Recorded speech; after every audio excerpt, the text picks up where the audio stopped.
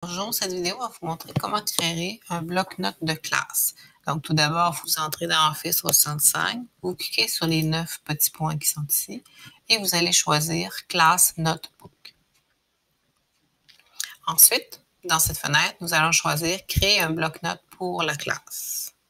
On va tout d'abord lui donner un nom, par exemple, bloc-notes pour la classe, groupe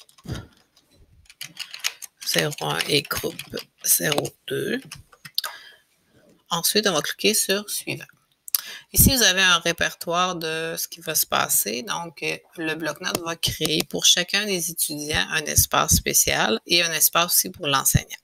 Il y a un espace de collaboration dans lequel enseignants et étudiants vont pouvoir modifier le contenu, donc de type travail collaboratif.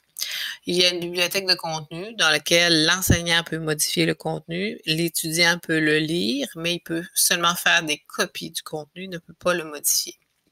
Ensuite, le bloc-notes étudiant qui appartient à l'étudiant, dans lequel l'étudiant peut créer des répertoires, des pages, donc il est en mode écriture, et l'enseignant a accès à ce contenu-là. Donc, c'est dans cet espace-là que l'étudiant va copier son devoir. Les devoirs et les notes de cours vont être plus dans la bibliothèque de contenu. L'enseignant dépose les devoirs et ensuite l'étudiant vient faire une copie, déposer dans son bloc-notes à lui, dans lequel il va pouvoir modifier. Mais l'original est toujours dans la bibliothèque de contenu. Donc, nous allons cliquer maintenant sur Suivant. On pourrait ajouter un autre enseignant au cours, ce qui n'est pas le cas ici. Donc, je vais simplement cliquer sur Suivant. Je vais ajouter les étudiants. Donc, comme je n'ai pas d'étudiants, je vais aller chercher des enseignants que je connais bien. Voilà.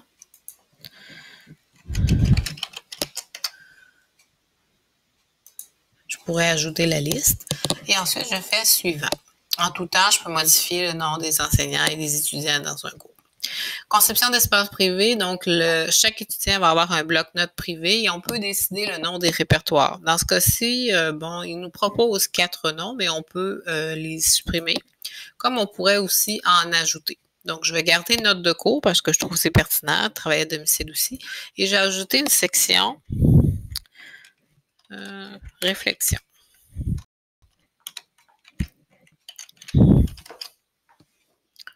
Voilà, j'ai 3 sections qui vont être mises dans chacun des blocs-notes des étudiants et dans chacune des sections, l'étudiant peut créer le nombre de pages qu'il veut.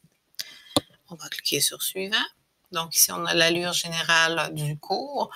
Donc, l'espace de collaboration et la bibliothèque de contenu, ce sont deux répertoires dans lesquels l'enseignant va déposer des documents ou bien créer des pages. Et les autres, comme ici, par exemple, Michel D, c'est son bloc-notes à lui. Donc, c'est un étudiant qui a son bloc-notes privé. La même chose pour les 2 autres étudiants. Si j'avais 30 étudiants, je verrais les 30 noms un à côté de l'autre. Qu'est-ce que l'étudiant voit? On clique sur bloc-notes de l'étudiant. L'étudiant, ce qu'il voit, c'est le contenu du prof, donc l'espace de collaboration pour tous, la bibliothèque de contenu. Il voit aussi son bloc-notes à lui et les documents qu'il a déposés. Donc, on va créer ce bloc-notes.